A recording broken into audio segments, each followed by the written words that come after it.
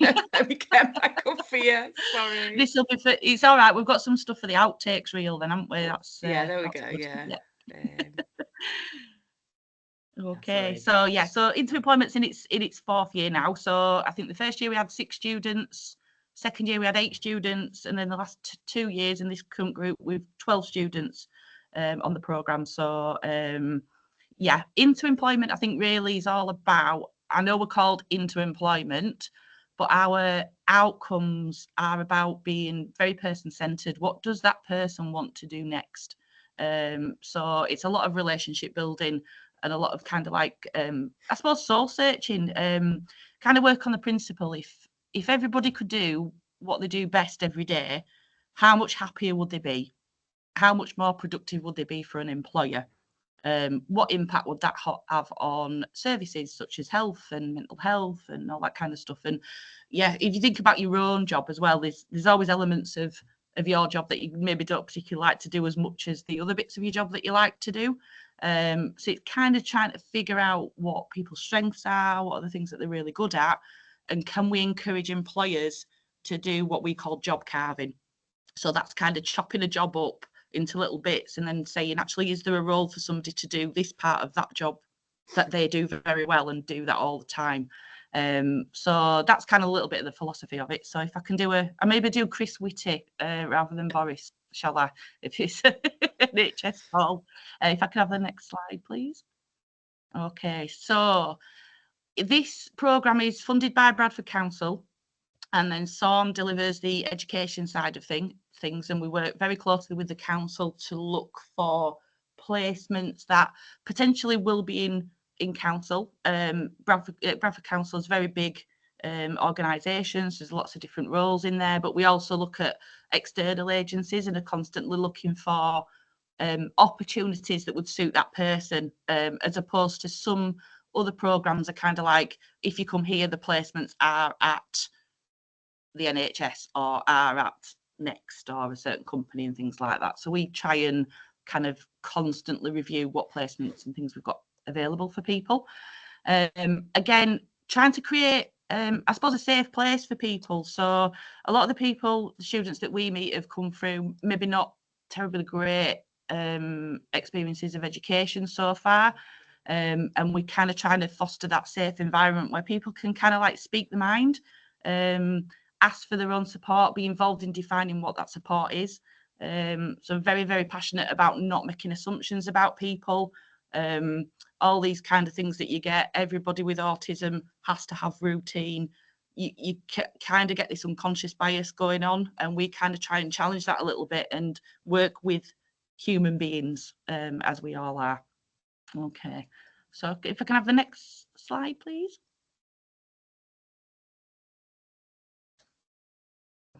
Okay, so how we do it. I'm going to giggle here because one of these pictures is just from that. So yeah, as I've mentioned before, we work towards the level 1 award in preparing for employment or further education. So in the last few years, some of our students have gone into paid work, but some have actually gone into further education, and that might be after a particularly bad experience of education, and it's about finding out what is it, communicating support needs in a different way and things like that. A different way of learning as well. So I love different brains. I just love when we do a lot of, we pinch a lot of Taskmaster stuff, if anybody watches Taskmaster on Channel 4. And it's just seeing somebody get something from a different angle, for me, is just like, this is amazing, this, because it's just different views. We did a task a while ago where you had to throw a tea bag into a cup, but you had to stand behind a ribbon on the floor, and everybody was trying to throw it in the cup, and one lad kind of went, can I move this ribbon? And it was like, the answer, all the information is on the task, and he moved the ribbon and just put it in the teacup. But it's another way of looking at solving a problem, and it's kind of encouraging those wonderful different brains that we have out there. Tricks and tools to help you thrive as well. So we're not about changing people, but we're trying to equip people with things that can help them deal with the outside world. So we may have people that have come in that maybe there's been accommodations and adjustments made in the school, but then it's like, well, when you leave here, you're not going to be in a school, you're going to be out in the world, and these things might happen out there. So it's trying to understand maybe what these things are that are very uncomfortable for people or very difficult for them to deal with, and trying to think of other ways that they can kind of get around that, rather than either avoiding it or not even going there. And then the final image is just for Matt. So we're not about changing people, we're about changing perceptions. So we've got a glass that's half full or a glass that's half empty, and Matt would say, there's just a drink. It's a drink. Yeah. So it's just sort of looking at different views of the world, I suppose. Okay. So if you can have the next slide, please. I hope you can't. Oh, we skipped one, didn't we? Yeah. So I do like stories. In terms of doing presentations, I try to sort of tell a story, if you like. So once upon a time, Sam. So Sam is probably an amalgamation of the 30 odd students that I've met and got to know, and the things that they've kind of told me about the barriers that they face. So Sam felt that opportunities for either doing further education or work were very limited because of a disability or because of neurodiversity, whatever it might be. But it's kind of that, again, those assumptions that are out there in the world of, oh, you can't do that because it's too difficult, or that'll be too much pressure for you, or this will be too technical for you. And then Sam also felt people usually assess them, make assumptions about them, and were then told what support they needed. So nobody asked them or involved them in decisions. And I do get that a lot from students that have come through school and colleges, that it's kind of that a plan was put in place. I was never involved in my EHCP. I was talked about and things like that. So we try and really, really work on that. Sam knew all the things they weren't very good at, but didn't really know what they are good at. And again, it's that kind of, people are always told what they need to improve on in schools and colleges, and we maybe forget to kind of celebrate and push the strength side of things. Sam didn't feel too confident in asking for help or sharing their opinions or trying something new. So again, that goes back to that safe space that we try and create within Into Employment that helps prepare them for the outside world, particularly sharing opinions as well, because we like to work, we call it pay it forward. So we might have had that bad experience, but what can we do to stop other people having that experience as well? So we do a lot of work with Bradford University. We've had our students go over and talk to social work students about their experiences with social workers, which I'll tell you now aren't all good. But it's wonderful that we're able to influence a new cohort of students and tell them about that and have that sort of meaningful impact on their practice later on. And then finally, Sam wasn't sure on what jobs to look for. Careers fairs, careers fairs, really busy, always really busy. What do I go and say if I'm going to approach somebody? Application forms look really, really complicated, and just the thought of an interview was terrifying. Okay, so if we can have the next slide, please.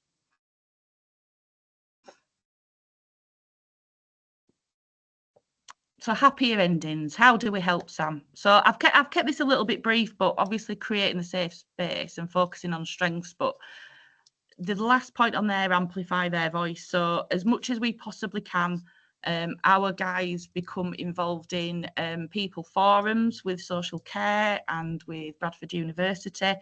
And we kind of, it's just a wonderful thing when you see even researchers. So we had somebody from Born in Bradford last year who came, who wanted to know about how to introduce a mental health day into schools. What could we do? And my group just let rip, and we're just kind of like, well, if you let people be individual, then they won't need a mental health day. And if I've got a tram line shaved down the side of my head, why do I go to isolation and miss my lessons? And how does that affect my education? And the researcher was literally with his jaw wide open, and I'm going, please write this down and take this back. So as much as we can do that for people, it fosters that confidence in them to do that for themselves as well going forward. Okay, so I think on the next slide, I'm going to hand over to the wonderful Matt, yes, who can tell you a little bit about his experience. Hi everyone, so I'm Matt. I was one of the students on the second year of Into Employment. And let me tell you, it changed my life entirely. So a little bit of background, I have autism. I don't think these scales are used anymore, but I'm what you would or used to describe as high functioning. So I was able to blend and mask really well. To the point at which I didn't actually get an official autism diagnosis until I was 25.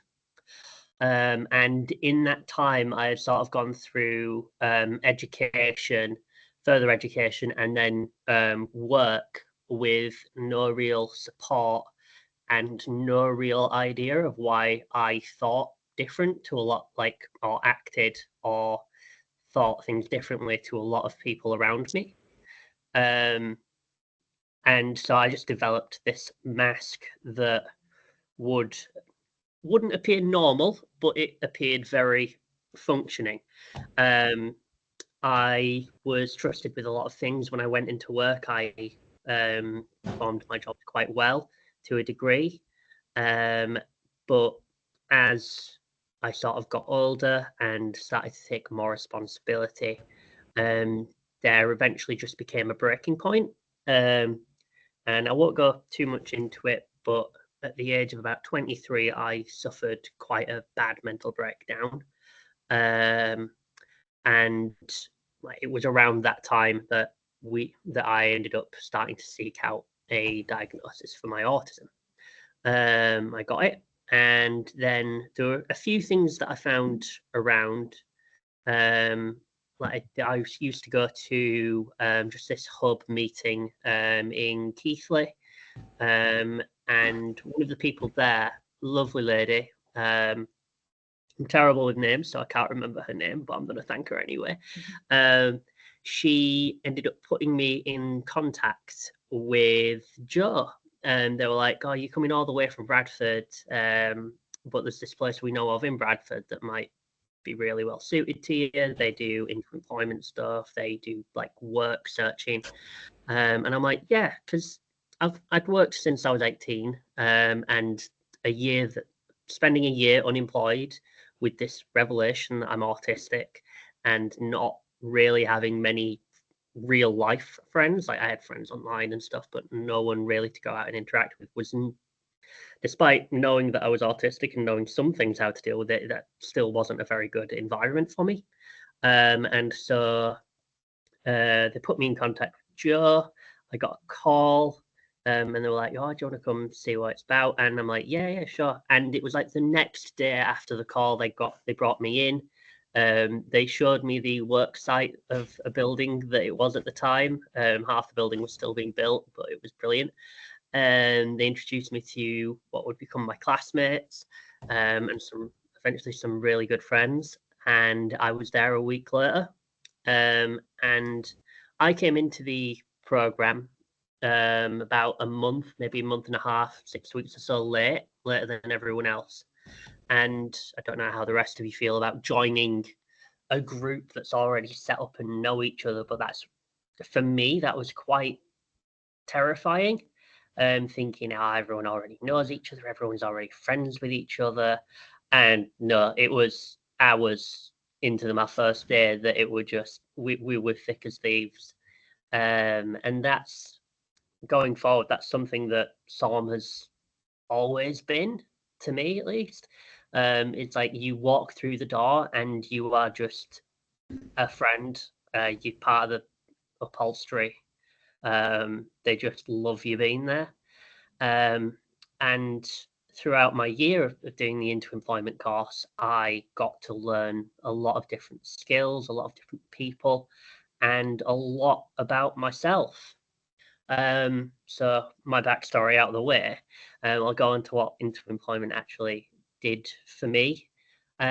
So Joe obviously mentioned we do placements and job carving and job searching and all that. And so in my first month there, one of the people who was working with us from the council, is it the Into preparation for adulthood team. Preparation for adulthood. Yeah, the team, the people from the preparation for adulthood team came over and they're like, "All right, Matt, what are some things you'd like to work in?" And I gave them a few responses, and it was, I think, a couple of weeks after that that they came out, and it's like, "All right, there's quite possibly a place, like a placement for you at a museum," and I'm a big history buff. And I went and started a placement at the Industrial Museum in Bradford, which I thought was brilliant because it's about 100 steps out of the front of my house. And so I thought this was going to be absolutely amazing. And so I started there. I was working on one of the exhibits. It was like the mill owner's house, but it was incredibly inactive. Like, I love history, I love the Industrial Revolution, but the job itself wasn't stimulating. So I have a very overactive mind. I'm very much an overthinker, and being left alone for potentially for like 20 minutes to an hour at a time with no guests in between to interact with was, again, just not good for my mental health. And while I was apprehensive to share this with everyone at SORM, like, and the people from the PFA team, it's like I did, and they were fine with it. Like, they were absolutely fine with it. They were like, "Sure thing, no worries. You've given it a go, and that's all we can ask you to do." There was no, like, they weren't mad, they weren't upset or cross that I hadn't, like, that this wasn't the thing and I hadn't stuck with it, because I had stuck with it for as long as I thought I could. And they were happy that I'd sort of opened up about it. And so there was a visit to another potential placement place. And so I ended up going to that. And that was at a special education needs school in just outside of Shipley near Bingley. And so I went there on the visit, and I loved it. It was amazing. And so I went there on a placement, and this time the placement was phenomenal. I got to help kids who had multiple profound needs. I got to effectively be a teaching assistant, and being a teacher was something I'd wanted to do since I was young. And the placement went really well. I even got offered a job. I took the job. It was part-time, I think it was 3 days a week, and everything seemed set for me entering into employment.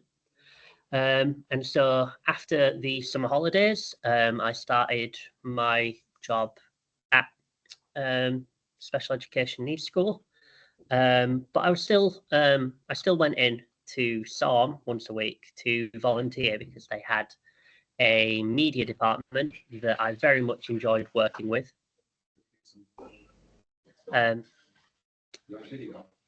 Sorry, someone's just come in the room. All right, there's still building work going on. I'm sorry about that. So if you do hear some drilling, I'm sorry, but hopefully not. And so everything was set for me to start working at this school, and so I did.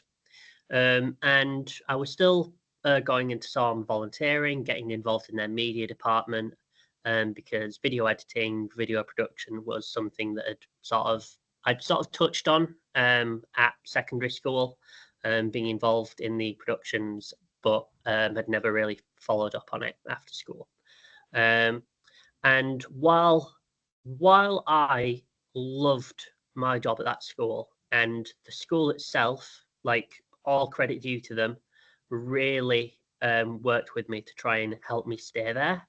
There were just certain things, specifically my own mental health, and how the situations that arose at the school with the children, be it like stuff that I had to know about their personal lives, or their disabilities, or incidents that happened at school.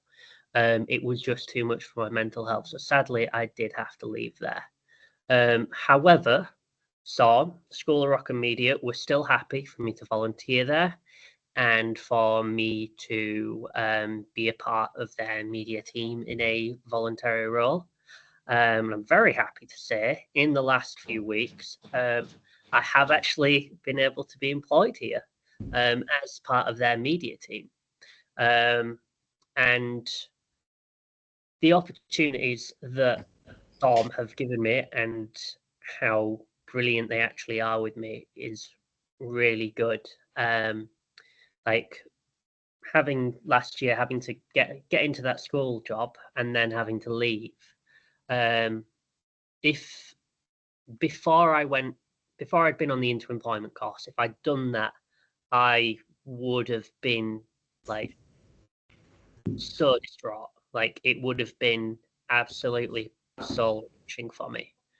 But having been and learned so much stuff at the School of Rock and Media, I was able to look at that experience and realize this isn't me giving up. This is me actually recognizing when something is too much for me. Like before SORM, before into employment, I would have kept going until I most likely hit another breakdown.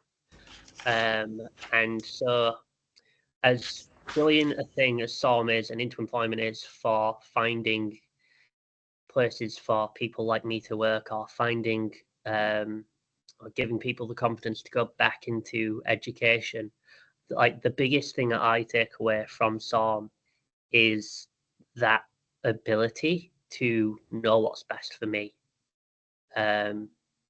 Like, don't get me wrong, like I've learned quite a bit, some money saving skills, some interview skills, all that sort of stuff is still there.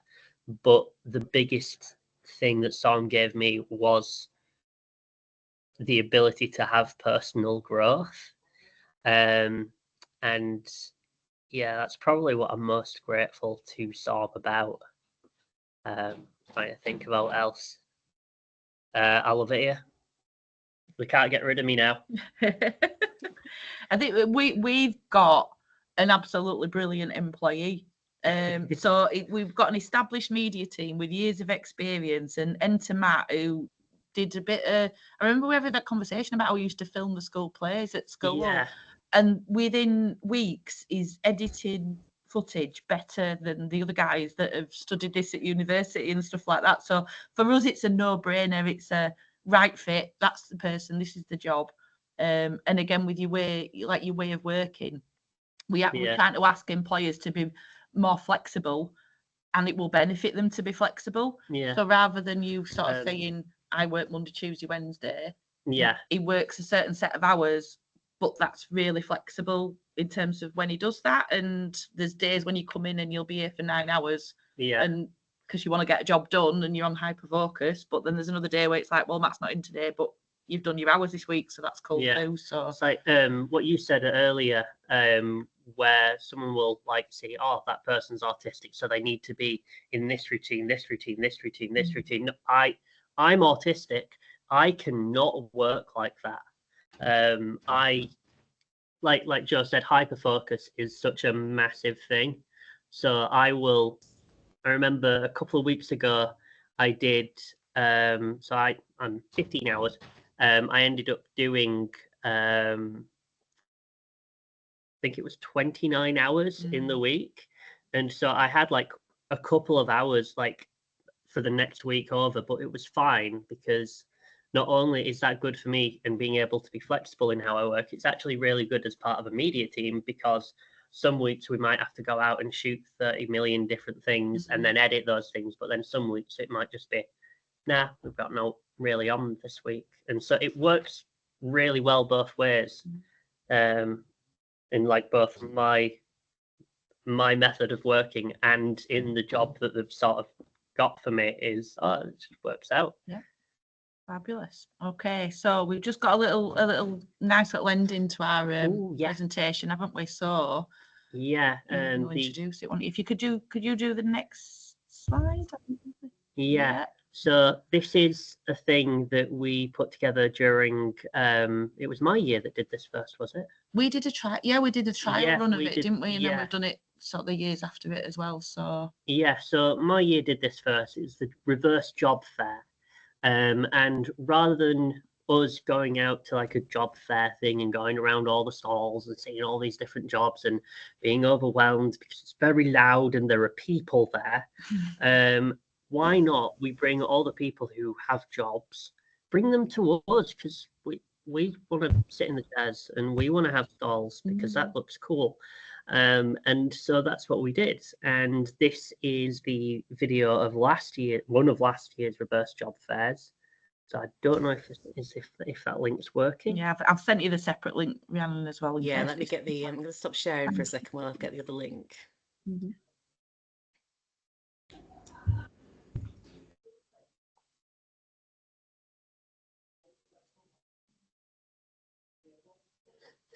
Pressure. I think it's going to be a lot of questions. You can answer them.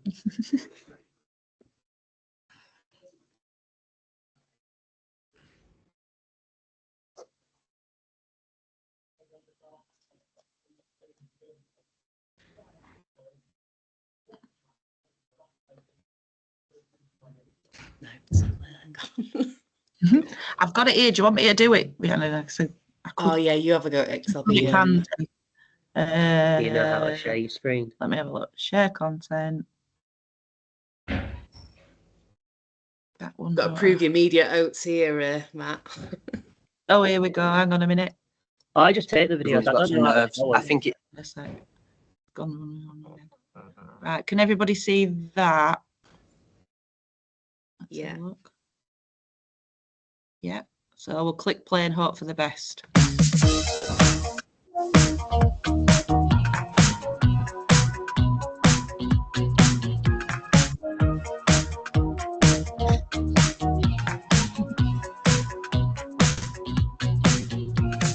Usually young people would have to visit a normal job fair, approach employers, have questions prepared, maybe take CVs and things like that with them.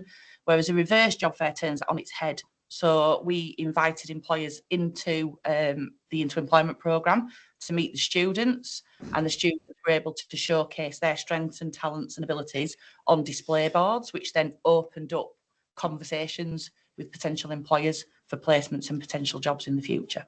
All this week we've been busy just doing the boards, and everyone's just cracked on with it, and it's putting a fun side to it, an interactive side where you can see it on a board rather than having to go up to them and explain all this. It's a lot easier and a lot more fun. My name is Hira and I'm on the Into Employment programme. I was a bit nervous at first because I didn't know whether people would talk to me or not, but afterwards I just started to explain what was on my board, and I liked it because I was showing people that I can do the same sort of things as everyone else, and I was showing the different skills that I've got, like Braille. Being a bit nervous, but I'm sure everyone's got some nerves. I think it's definitely easier people approaching you and coming to look at your board. It's been really good to meet kind of different people from different sides of different companies. Good to have them chats with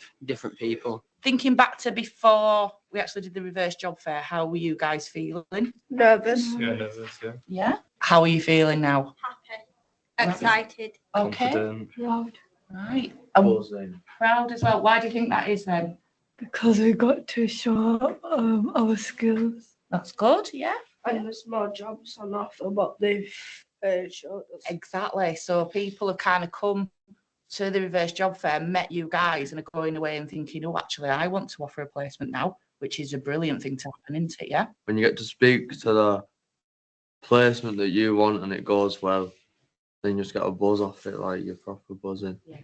I know you were all really nervous about speaking to people. We had about 40 people come through. Tell me a little bit about how that felt for you. Felt quite natural. Yeah. Right. Good. So why do you think it felt natural? Because you were just talking to them like face to face, and it was like just having like a one-to-one conversation. It was very good. Yeah, I enjoyed it.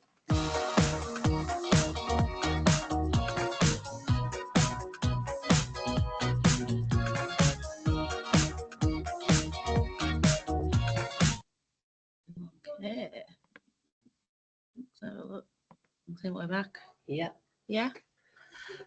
So that's us. I think we've just got on the last slide. We've just got our wonderful technical QR code, Rhiannon. That I mean, if you send it out to everybody as well, it links to the main School of Rock and Media website, and we've got a tab at the top for Into Employment. There's a lot more video stuff on there as well about the students' experiences on placement and on the programme. And then there's obviously the other stuff that SORM offers on there as well. So we do music production with life skills, and we're doing level 1, 2 and 3 now. And we've also got a social centre as well. So all the information can link on that. But I think that's it from us, and we'll just open it out to any questions. Thank you so much. That was amazing. Really refreshing as well to see something so good happening. Like the communities, we hear a lot about all the lack of opportunities for young people and stuff, but it just looks like amazing work. So thank you, and really well presented as well. I wish I had those public speaking skills. So yeah, well done, amazing. I go into a different outer body experience on these kind of things. So yeah, likewise. I think Matt, you found your calling. Yeah. Honestly, like I don't find public speaking difficult. It's public not speaking. Like when people are talking, I want to jump into the conversation, but it's like, wait, no, they've not done speaking yet. I can't go just yet. But then when it's like my turn to speak, it's like, you're getting the life story, mate. I'm sorry, you just are. There's one of the videos on our website is me and Matt sat on a sofa talking about Into Employment. Now that was originally supposed to be me talking to a camera. My director was like, talk to this camera and talk about Into Employment. I could talk about Into Employment all day, every day, couldn't I? Oh yeah. And as soon as the little red light went on the camera, I'm going flibble. After an hour and a half, the media team were just on the floor laughing their head off at me. And Matt come in and he just went, Joe, should we just go and sit on the sofa and have a chat? And that became the video.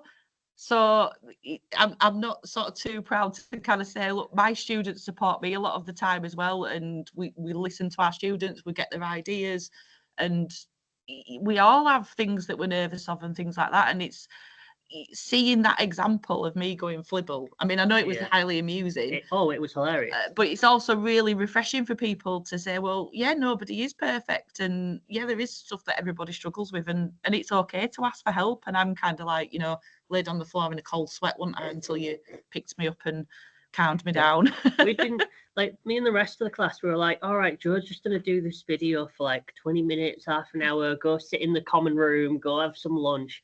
And we're there like 2 hours later, just twiddling his thumbs. Like, we went, is Joe okay? Is she alive? Well, did it? Well, I'm going to stop recording so you can stop those sweats, and we'll open up some questions. Thank you. Kelly,